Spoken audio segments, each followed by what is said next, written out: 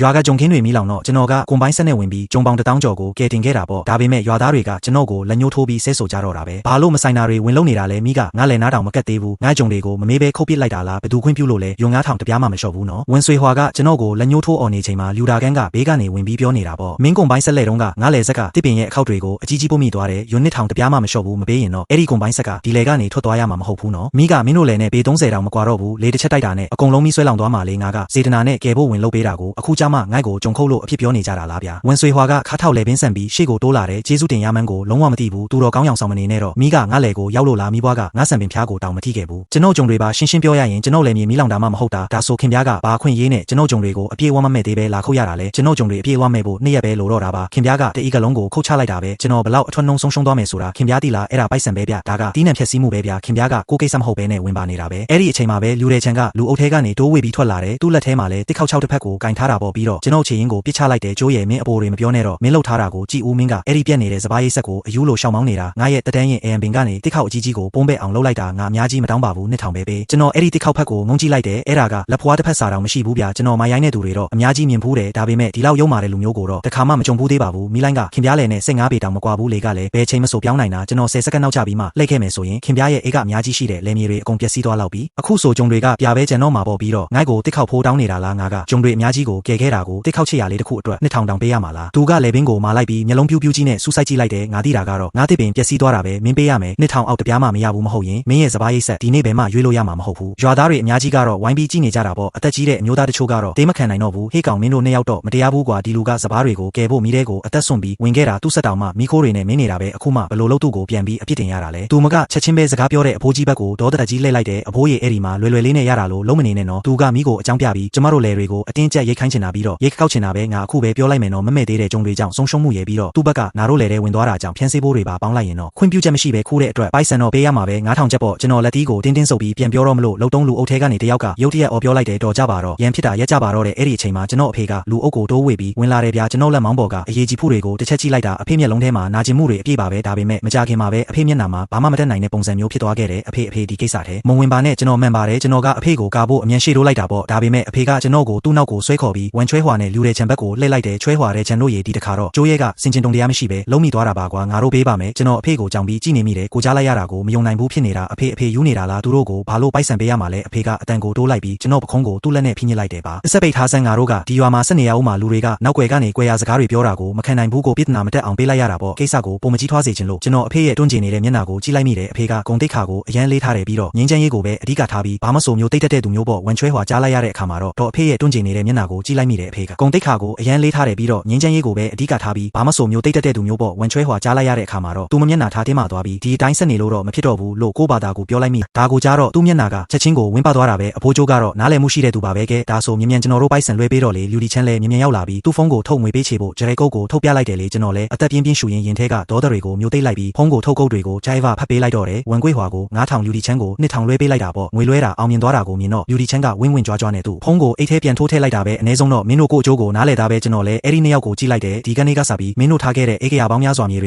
ိုငါကြိုးရဲတလက်မလာမထီတော့ဘူးငါတို့ကအရေးဆိုင်တယ်များထင်နေတာလားဟိုဘက်ရွာမှာလဲစက်ကြီးတွေ3စီးတောင်ရှိနေတာငါတို့ကပိုက်ဆံပေးရင်ဘယ်သူမဆိုလာလို့ပေးမှာပေါ့မင်းကိုမှဘာလို့အားကိုးရမှာလဲဝန်ကွေးဟွာကကျွန်တော်ကိုလုံးဝအထင်သေးတဲ့မျက်လုံးတွေနဲ့ကြည့်ရင်သူ့ဘေးကလူဒီချမ်းကလည်းလောင်ပြအုံပြုံးလိုက်တာပေါ့ဟုတ်တယ်မင်းတယောက်တည်းပဲဆက်ရှိတယ်လို့ထင်နေတာလားကျွန်တော်လဲဖုန်းကိုပြန်သိမ်းပြီးသူတို့ရဲ့ရုပ်ပြက်ဆင်းပြက်မျက်နှာတွေကိုမော့ကြည့်လိုက်တယ်ကောင်းပြီဒီနေ့မင်းတို့ပြောခဲ့တဲ့စကားတွေကိုမှတ်ထားလိုက်ကြပေါ့ကျွန်တော်ကအဝေးကမိုင်းညွန့်နေတဲ့ကောင်းကင်ကိုထိုးပြလိုက်တယ်မိုးလေကိုတက်ခတ်မှန်းချက်အရာ3ရက်နေရင်မိုးကြီးတော့မယ်ပြောတယ်ဗျာအဲ့ဒီအချိန်ကျရင်အနီးနားကရွာတိုင်းကလည်းရိတ်သိမ်းဖို့ပြရာခက်နေကြမှာပဲဘေးရွာကဆက်တွေကခင်ဗျားတို့ရဲ့အေးကရနဲ့ချီတဲ့လေတွေကိုအချိန်မီပြီးအောင်လုပ်ပေးနိုင်ပါမလားဗျာဒါမင်းကိစ္စမဟုတ်ဘူးမင်းကကွန်ပိုင်းလို့ခေါ်တဲ့အမိုက်ပုံကြီးကိုပဲမင်းစိတ်ပူလိုက်စမ်းပါဝန်စစ်ဟွာကမျက်လုံးလန့်ကြည့်ပြီးလှည့်ထွက်သွားတယ်သူတို့ထွက်သွားတာကိုကြည့်ပြီးကျွန်တော်ရေမလို့ဖြစ်သွားတယ်သူတို့ကဘေးရွာမှာကွန်ပိုင်းတွေရှိတယ်ဆိုတာပဲတီးကြတာကိုအမှန်တကယ်ကအဲ့ဓာတွေကဘလို့ဆက်မျိုးတွေလဲဆိုတာသူတို့လုံးဝမသိခဲ့ကြဘူးအဲ့ဒီညကဂျုံခင်းဘေးကတာရိုးပေါ်မှာအဖေကကွန်ပိုင်းဘေးမှာထိုင်ပြီးဆက်ရဲ့အပြင်ဘက်အခွန်ကပြမဲတွေကိုဖြည်းဖြည်းချင်းကောက်ထုတ်နေတာကျွန်တော်လဲသူ့ဘေးကိုရှောက်သွားပြီးထိုင်ချလိုက်ကတပ်ပြင်းရှည်ကြီးတစ်ခုချလိုက်မိတယ်တော်ပါတော့ဗျာကောင်းမနေပါနဲ့တော့မနေ့ပြန်ကြမှာဖီအားမြင့်ရေပိုင်းနဲ့စေးကြောပစ်လို့ရတာပဲလင်းစင်းငိုက်ကိုအပြစ်မတင်ပါနဲ့ကွာသူတို့နဲ့တော့ငါတို့ပြဿနာသွားရှာလို့မဖြစ်ဘူးငါတို့လုံနိုင်တာကသူတို့နဲ့ဝေးဝေးနေဖို့ပဲကျွန်တော်အဖေကိုအပြစ်မတင်ပါဘူးရင်ထဲမှာကြက်တဲနေလို့ပါပြီသူတို့ရဲ့ဂျုံတွေကယ်ဖို့အသက်ရင်းခဲ့တာနောက်ဆုံးတော့ဘလို့ဖြစ်သွားမှမသိဘူးဗျာသူတို့ရဲ့ကျင်တယောက်လိုဖြစ်သွားတာပဲသူတို့ကိုပေးစရာရှိတဲ့သူပေါ့အဖေကချက်လိုက်ပြီးပေါင်းပြီးမှပေးနေတဲ့ဖုန်တွေကိုခါချလိုက်တဲ့တခါတလေကြတော့လေအရှုံးတစ်ခုကိုအမျက်မှတ်ပြီးကန်ကောင်းချင်းလို့သဘောထားတတ်တာပေါ့နောက်နေ့မနေ့စောစောမှာတော့မိုးတွေကတော်တော်လေးမောင်နေတာပဲဘယ်အချိန်မဆိုမိုးတွေရွာချတော့မဲ့ပုံစံမျိုးဖြစ်နေတာပေါ့ကျွန်တော်ကရွာရဲ့အရှိဘက်ကစပားနယ်တဲ့ကွင်းစီကိုကွန်ပိုင်းဆက်မောင်းပြီးသွားလိုက်တော့ရွာသားတွေလည်းအတော်လေးစုဝေးနေကြတာကိုတွေ့ရတယ်ဂျိုယာရ မနေ့ကမင်းပေါ်ဖြစ်ခဲ့တာတွေကတော်တော်လေးမတရားဘူးကွာငါရင်ထဲမှာတိပါတယ်မင်းသာမရှိခဲ့ရင်ငါစပါးလေးတွေပြဖြစ်သွားလောက်ပြီကွာလို့ရွာသားတွေကပြောကြတယ်ကျွန်တော်လည်းကွန်ပိုင်းဆက်ပေါ်ကနေခုံဆင်းလာပြီးပြုံးပြုံးလေးပဲလက်ကပြလိုက်တယ်ဦးလေးတို့အဲ့ဒီအကြောင်းတွေမပြောကြပါနဲ့တော့ဒီနေ့ကောက်စပါးတွေရိတ်သိမ်းတာစပါပြီဦးလေးတို့ရာခင်းကအရင်ဆုံးပဲနော်လို့ကျွန်တော်ကပြောလိုက်တယ်တအီးကိုရွံ30ပဲဈေးလဲမတက်ဘူးမြ မြန်လေးလောက်ရအောင်ရာသီဥတုကတော်တော်မြန်မြန်ပြောင်းလဲနေတာလို့ပြောလိုက်တယ်ရွာသားတွေလည်းဒီစကားကြတော့ချက်ချင်းပဲဝမ်းဣတာသွားကြတာပေါ့30တဲ့လားအပြင်မှာစနားတာတောင်40လောက်ဖြစ်နေပြီဂျိုယာကတကယ်စိတ်ကောင်းရှိတဲ့ကလေးပဲမြန်မြန်လောက်ငါတို့မိသားစုကိုလည်းစရင်ထဲထည့်ပေးပါဦးမိုးကလည်းဘယ်ချိန်ရွာချမယ်မှန်းမသိဘူးနော်လို့ပြောဆိုနေကြတယ်ကျွန်တော်ကအဖေကိုမဆုစာအုပ်တအုပ်ပေးလိုက်ပြီးတော့မေးလိုက်ပါတယ်သူ့ကိုနာမည်တွေကိုအစီအစဉ်အတိုင်းရေးခိုင်းလိုက်တယ်သူကခေါင်းကိုတငင်းငင်းခဏခဏညှိပြပြီးသူ့မျက်နှာပေါ်ကစိုးရိမ်စိတ်တွေလည်းအခုမှပဲနည်းနည်းပါးပါးပြေလျော့သွားတော့တာပေါ့မုံတိုင်းမလာခင်မှာငါ့ကိုယုံကြည်တဲ့ရွာသားတွေရဲ့တီးနှံတွေအားလုံးကိုကိုတောင်ထဲရောက်အောင်ထည့်ပေးရမှာပေါ့တမနဲ့လုံးဆက်ကဂျုံကင်းတွေထဲမှာဟိုဘက်ဒီဘက်ကူးလူးသွားလာနေခဲ့တာနေ့လေသမင်းစားနာချိန်မှာဦးလေးလီရဲ့မြေးလေးကပြေးလာပြီးပူပူနွေးနွေးအသားပေါက်စီနှလုံးကိုငါလက်ထဲအတင်းထိုးထည့်ပေးသွားတယ်အဲ့ဒီအချိန်ကျမှဝင်ကွေးဟွာနဲ့လူတာရှန်တို့ကရှောက်လာပြီးပါဇက်ဟာတာနဲ့ငါ့ကိုစပြီးလောင်ပြောင်ကြတော့တာပဲဟဲမင်းတော့ကြည့်ပါဦးအလုပ်တွေဘယ်လောက်တောင်စူးစမ်းနေတာလဲတအီးကိုရွံ30တဲ့လားဒါကဘာကူညီထောက်ပံ့ရေးလုပ်ငန်းလဲလူတာရှန်ကတွားကြထိုးတစ်ချောင်းကိုပါဇက်ထဲထည့်ပြီးငါရဲ့စက်ကြီးကိုအစအဆုံးပတ်ကြည့်နေတယ်ကျိုးရဲ့ဒါကမင်းရဲ့စီဖိုးတောင်ပြန်ရရဲ့လားကိုဆက်ကလန်တဝက်မှာပြတ်မသွားစေနဲ့ဦးနော်အဲ့ဒါဆိုရင်တော့ရဲစရာကြီးဖြစ်သွားလိမ့်မယ်ငါကတော့မျက်ခွန်တောင်မလန်ပဲမောင်းသူခန်းရဲ့လက်အေကားဖြစ်ပေါ်မှာထိုင်နေလိုက်တယ်ငါဘလောက်ရရမင်းတို့နဲ့ဘာမှမဆိုင်ဘူးဒီမှာရက်ပြီးကြည့်နေဖို့အချိန်ရှိနေရင်မင်းတို့ဂျုံတွေအပြေးအဝမဲ့ပြီလားဆိုတာတွားစစ်ကြည့်လိုက်ပါဦးလားငါဂျုံတွေကအကောင်းကြီးတွေပြည့်ပြည့်ဖောင်းဖောင်းအလေးချိန်လဲကောင်းနေတာပဲသူထေးချမ်းကလည်းဂတိပေးထားပြီးသားတပတ်ခါဆိုသူက73လုံးကိုယူလာပေးမှာပဲမနဲ့အစောကြီးဆက်တွေရောက်လာတော့မှာပါတဝက်တစ်ပြက်ဆိုရင်ပဲကျွန်ုပ်လေတွေအကုန်ရှင်းပြီးသားဖြစ်သွားမှာပေါ့ပြီးရင်တန်းပြီးတော့ကောက်စပါးဝယ်တဲ့ယုံကိုတည်သွားမှာဆိုတော့မင်းတို့ရောင်းရတဲ့ဈေးထက်တော့အများကြီးပုံများမှာတေးချပါတယ်ကျွန်ုပ်ကိုမောင်းထုတ်ဖို့ရာသူတို့နဲ့ပေါင်းခဲ့ကြတဲ့ရွာသားနေငယ်ကလည်းဘေးကနေပြီးထက်လောင်ပြောင်နေကြပြန်နေမှန်တာပေါ့သူထေးချမ်းကတကယ်ကိုစီးပွားရေးသမားပဲအမြင်ချင်းတဲ့လူတချို့လုံးမမဟုတ်တာဒါဆိုလဲတို့တွေစောင့်ပြီးပွဲကြည့်ယုံပေါ့ကွာကျွန်တော်လဲစားနေတဲ့ပေါင်မုံကိုနောက်ဆုံးတစ်ကိုက်မျိုးချလိုက်ပြီးလက်ထဲကအခြေစတွေကိုခါချလိုက်တယ်ကောင်းပါပြီလေမင်းတို့ပြောထားတာတွေကိုမှတ်ထားလိုက်ကြပေါ့ကျွန်တော်လဲထည့်လိုက်ပြီးကပ်ထဲကိုတန်းဝင်ဆက်ကိုနှိုးလိုက်ပါတော့တယ်စက်တန်ကြီးကသူတို့ရဲ့လောင်ပြောင်တန်တွေကိုချက်ချင်းဖုံးလွှမ်းသွားလိုက်တာဆိုတော့သူတို့ကိုထက်လက်ကြည့်ဖို့တောင်စိတ်မဝင်စားတော့ပါဘူးအဲ့ဒီနောက်နေ့ရက်လုံးကျွန်တော်မနာတဲ့နီးပါးကိုအလုပ်လုပ်ခဲ့တာမနဲ့မိုးလင်းတာနဲ့ညတန်းခေါင်ထိပဲရှိပါတော့တယ်အဖေကတော့စက်ကိုလဲမကောင်းတတ်ပေမဲ့ကျွန်တော်ကိုပို့ပြီးတော့တနာနေတာပေါ့ခါဘူးလက်ဖက်ရည်တစ်ခွက်ကန်းပေးပြီးခဏနားဖို့ရာသူပြောပါတယ်ကျွန်တော်လဲလက်ဖက်ရည်ကိုတကြိုက်တဲမောချလိုက်ပါတော့တယ်ကျွန်တော်ရက်လို့မဖြစ်ဘူးလေရဲမှာစူထိုင်းစရိပိုများလာနေပြီးလေတိုက်တာလဲပြောင်းလာတယ်နော်ဒီမုံတိုင်းကတော့တေးမှာမဟုတ်ပါဘူးကဲတင်နိုင်သမျှအေကတိုင်းကအရေးပါတာပေါ့တတိယနေ့မနေ့မှာပေါ့ကျွန်တော်လဲရွာရဲ့အရှိတ်ချမ်းကနောက်ဆုံးမိသားစုရဲ့ဂျုံတွေကိုရိတ်သိမ်းပြီးစီးခါစားပဲရှိသေးတာကောင်းကင်ကြီးကရုတ်တရက်မောင်မိုက်သွားပါတော့တယ်ပေါင်းဆက်ကိုစပားနယ်တဲ့ကွင်းပေးမှာရက်လိုက်ပြီးတော့တပ်ပြင်းရှည်ကြီးတစ်ချက်ချလိုက်မိပါတယ်ရွာကလူအများစုကတော့သူတို့ဂျုံတွေကိုကြည်ထဲရောက်အောင်လုပ်ပြီးပြီလေအပြင်ဘက်မှာကြံနေသေးတာဆိုလို့ဝင်ချွေဟွာတို့မိသားစုအနေငယ်ပိုင်ဆိုင်ကြတဲ့အေကရာချီဂျုံကင်းတွေပဲရှိပါတော့တယ်ငါစတီယာရင်ကိုမိထားရင်အဝေးကနေဝင်ချွေဟွာတယောက်သူ့လေကွက်အစွန်းမှာရက်ပြီးဖုံးပြောနေရင်ထိတ်လန့်တကြားချွေးတွေပြန်နေတာကိုမြင်လိုက်ရတယ်ကျန်းသူထေးမိုးကောင်းကင်ကြီးကအခြေအနေမဟန်ဘူးနော်ခင်ဗျားတို့ရဲ့73လုံးကဘယ်တော့မှရောက်လာမှာလဲမနဲ့စောစောရောက်မယ်လို့ပြောထားတာကိုအခုတောင်9နာရီနီးနေပြီဖုံးတစ်ဖက်ကဘာတွေပြောလိုက်လဲဆိုတာတော့ငါမသိလိုက်ဘူးဗျာဒါပေမဲ့ဝင်ချွေဟွာရဲ့မျက်နှာကတော့ချက်ချင်းကိုပြောင်းလဲသွားတာပဲ